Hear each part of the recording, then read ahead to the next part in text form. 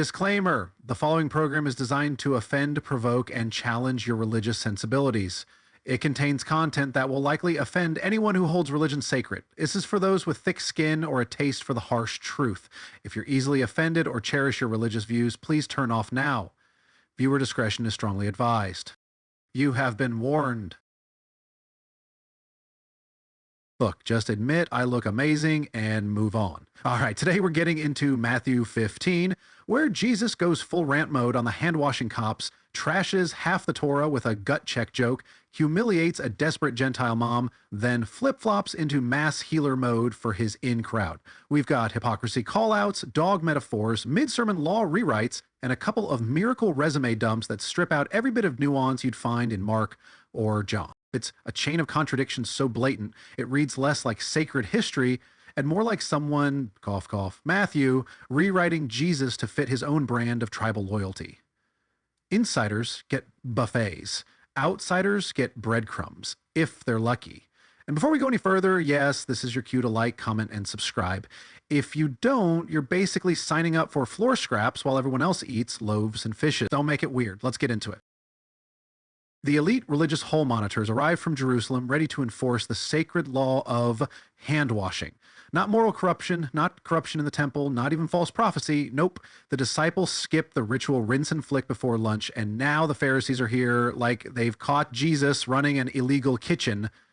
But before they can finish their holy hygiene citation, Jesus drops a flaming counterattack. He doesn't just dismiss their tradition, he pulls out the Torah's death penalty clause for disrespecting your parents. Oh, you care about law breaking? How about the part where you cancel God's actual command to honor your parents by inventing a selfish loophole where people can refuse to help their parents by calling their resources an offering to God? That's not just hypocrisy, and it gets even darker because Jesus is quoting Exodus 21:17 and Leviticus 29, which literally say children who speak evil of their parents should be executed. And he uses those verses like they're still valid. No commentary, no disclaimer, just a straight-up endorsement of Torah capital punishment laws to win an argument about hand-washing. So either Jesus genuinely believes disrespectful kids should be stoned to death, in which case, yikes, or he's just throwing scripture around like a bludgeon to prove a point. And this from the same guy who 2 chapters ago in Matthew 12 refused to even talk to his own mother and brothers. So honoring your parents is worthy of death if Pharisees violate it, but when Jesus ghosts Mary outside a house party, that's totally fine. And it just keeps getting messier. Jesus was so messy. Jesus accuses the Pharisees of violating God's law based on a tradition that isn't even in the Torah. It's oral law, not written scripture. So wait, if the Pharisees' man-made rule is invalid, why is Jesus treating it as a valid target for divine condemnation? He says their traditions nullify the command of God, but the violation he describes isn't written anywhere. It's like saying, you're going to hell for following a custom I say is fake, but also real enough to be sin. Okay then. Then he turns around and uses the same unread statutes himself, quoting rabbinic debates as if they're ironclad. He condemns oral rulings as worthless, then relies on them to deliver his own judgment. That makes his whole rebuke self-defeating and undercuts any claim to consistent authority. And speaking of man-made commands, here's one of the funniest parts. Jesus ends the rant by quoting Isaiah to say their worship is in vain because they teach commands of men. But what was the law of Moses if not commands delivered by a man? If the Pharisees are invalid for following traditions passed down from rabbis, why should anyone accept laws passed down from Moses? The only difference here is whose guy you trust to speak for God. And if we're now saying washing your hands doesn't matter, that nothing external makes you unclean, then why did God obsess over it in the Torah? Leviticus is a washing manual. Priests had to rinse before sacrifices or God would kill them, Exodus 30:20. Eating unclean animals made you defiled in Leviticus 11. Bodily fluids required a full day of quarantine and a water ritual. But Jesus shrugs it all off like it was never real. Either God changed his mind and didn't bother to tell Moses, or Jesus just decided the law was garbage and forgot to say that part out loud. He leaves no room for nuance. Either you obey Pharisees and face judgment, or follow his uncodified commandments and earn salvation. He collapses every tradition into a binary choice and never explains why these original rituals existed in the first place. What makes it worse is that the Pharisees weren't just inventing traditions for fun, they were upholding what they saw as the Oral Torah, an entire legal system passed down alongside Scripture. Jesus torches it all, says it's just commands of men masquerading as divine truth. And yet fast forward to modern Christianity and you get the same game. Altar calls, communion schedules, youth group slogans, and a million other made-up rituals treated like gospel. But sure, let's keep pretending this passage is a warning to other people. Finally, he calls them out using Isaiah, not to gently correct, but to publicly roast. You people honor God with your lips, but your heart isn't even in the building. And it's a direct hit. Their religion is performative, their piety is shallow, their worship is wasted breath, and the traditions they claim are sacred, well, those are just human junk now.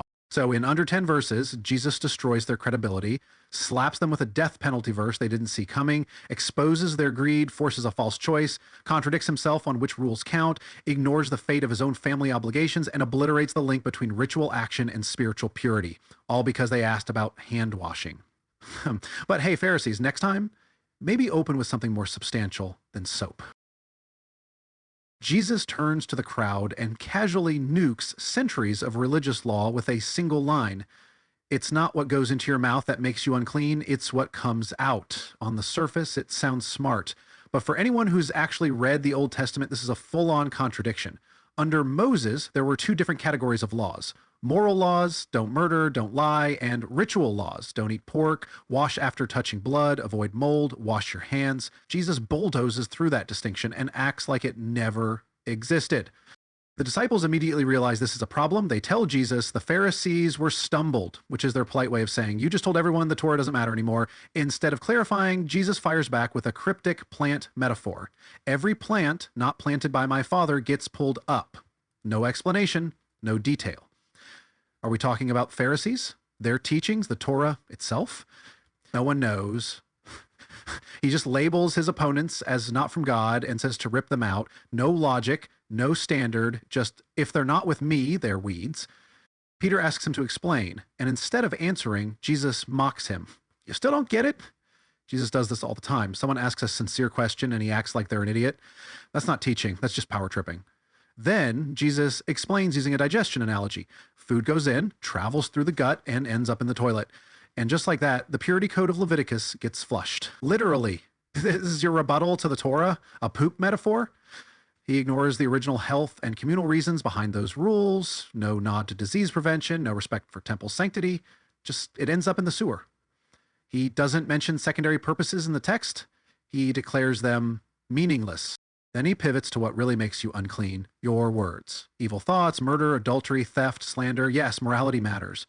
But this isn't a revelation. The Pharisees never said murder was fine if your hands were clean. By pretending they did, Jesus sets up a fake debate so he can proclaim the moral obvious as groundbreaking. He gives the crowd a choice. Follow the Pharisees and their rules, or throw it all out and go with his new internal purity standard. No middle ground, no maybe these traditions still have value but got abused. Just follow him or fall in a ditch. That's not wisdom. That's a loyalty test. And then he points out that the Pharisees were offended and treats that as proof they were wrong. They're upset? Good.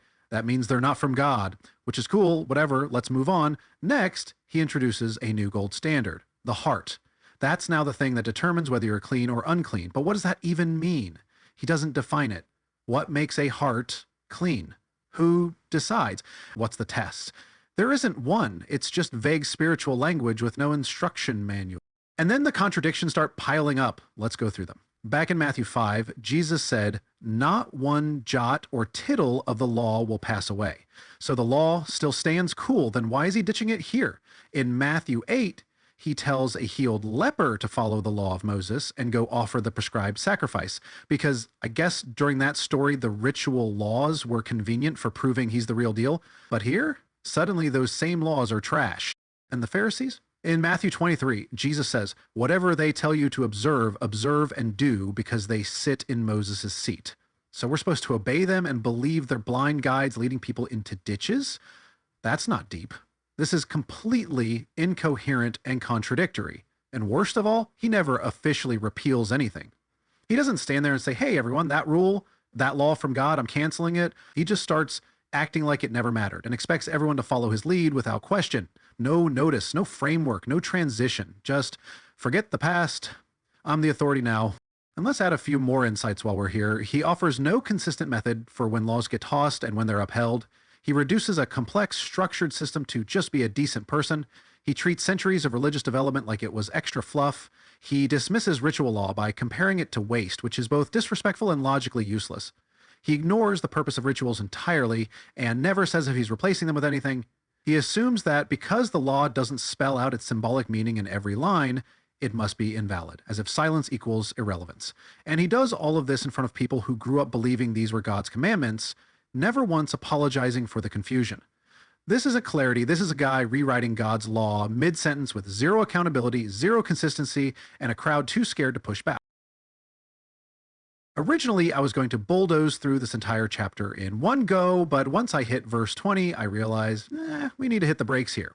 Because while this first section is a mess, the next part, that's where the real damage happens. We're about to walk straight into one of the ugliest, most racially loaded scenes in the Gospels, where Jesus flat out ignores a desperate woman, calls her a dog, and then makes her earn a miracle by accepting her place beneath the table. So yeah, while this opening act was already soaked in hypocrisy, death penalty verses, and toilet metaphors, the next section deserves its own spotlight.